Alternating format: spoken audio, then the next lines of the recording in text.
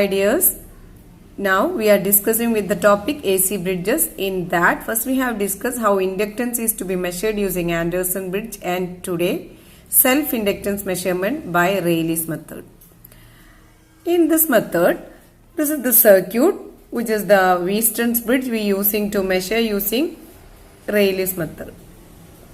Okay, in this figure, first look at there are mainly four resistances R, R2, R3 and R4. Okay. In this, three keys are connected K1, K2 and K3. Then there is an inductance which is to be measured, and considering it will be having an internal resistance R1. And this is the ballistic galvanometer using which we have to measure the kick or ballistic throw. And an EMF is or battery is applied here. And then there are mainly four resistances R1, R2, R3 and R4. Okay, now you just open here a key K1 is given parallel to the resistance R to short circuit the resistance. And now if the first section is if the key K1 is kept closed, the inductance L having resistance R1 is included in the arm AB of Wheaton's bridge. Okay. Then in this, if the key K1 is kept closed and the inductance R1 is included in the arm, then made R3 equal to R4 and R2 is adjusted to get the null deflection across the ballistic galvanometer. After that, you press the key K3 first, and after that press the key K2. Then the current produced in this coil due to the self-inductance has been passed through this route, and after that there will be no current passing across this arm. Okay. And the second point is if the galvanometer key K2 is pressed first and after that press K3, then there will be a current flow across the ballistic galvanometer which will produce a kick theta 1. Okay. Then there will be a current growing across this figure, across this circuit which correspond to the self-inductance or EMF induced L di by dt. Okay. Now find out the current through the galvanometer due to induced EMF. Before that, we have to consider two new terms, that is a constant K and G. That is, K is a constant which depends on the value of effective resistance of current, and G is the resistance of galvanometer. From this, here we have to consider the resistance as the ratio of G and K.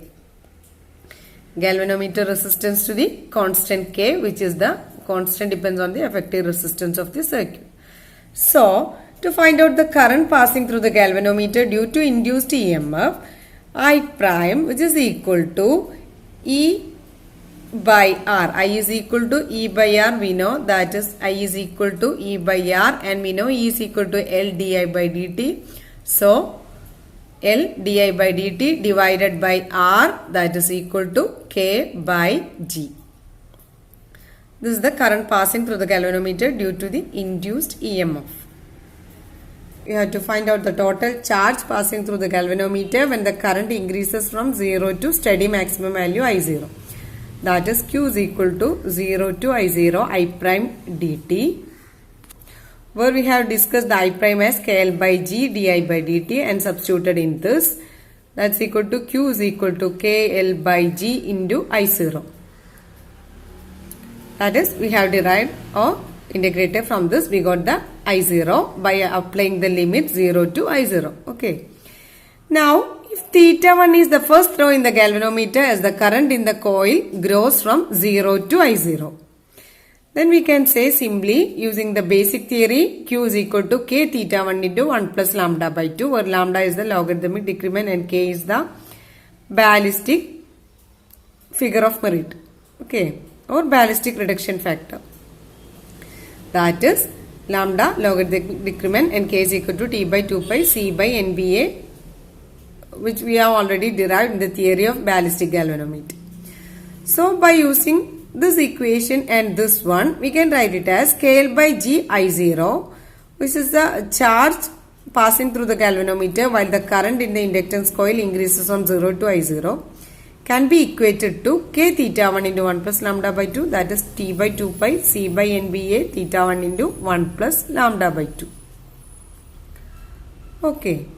Now the third step is open the key K1 and include the resistance R in the arm AB of the Wheatstone's bridge. Open the key K1 and include the resistance R in the arm AB of the Wheatstone's bridge. At that time, as the resistance R is very small, there will be no change in the current I0 which is already present in the arm AB. But there is an additional EMF I0 R is to be induced in this arm.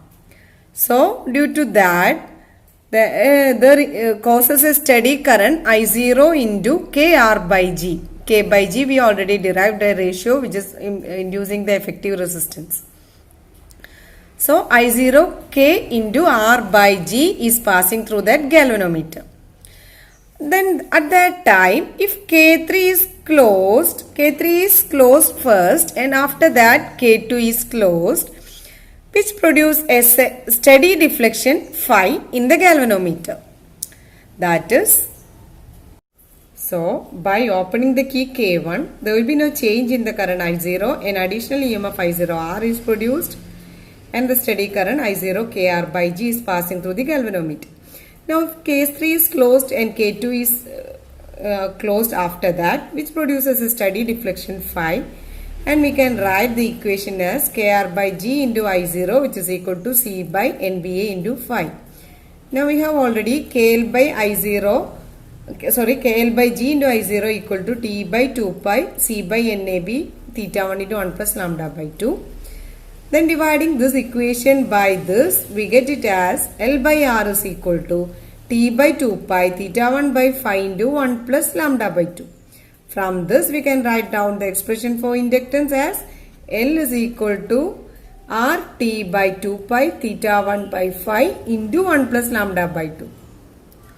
By knowing the resistance R connected in this circuit and T is the time period of the ballistic galvanometer, and theta 1 is the first kick obtained during the second step and phi is the deflection obtained during the third step. That is, theta 1 is obtained after closing the key K1 and phi during the key open. And lambda is the logarithmic decrement. By this expression, we have to find out the self-inductance of a coil using the Rayleigh's method. Thank you.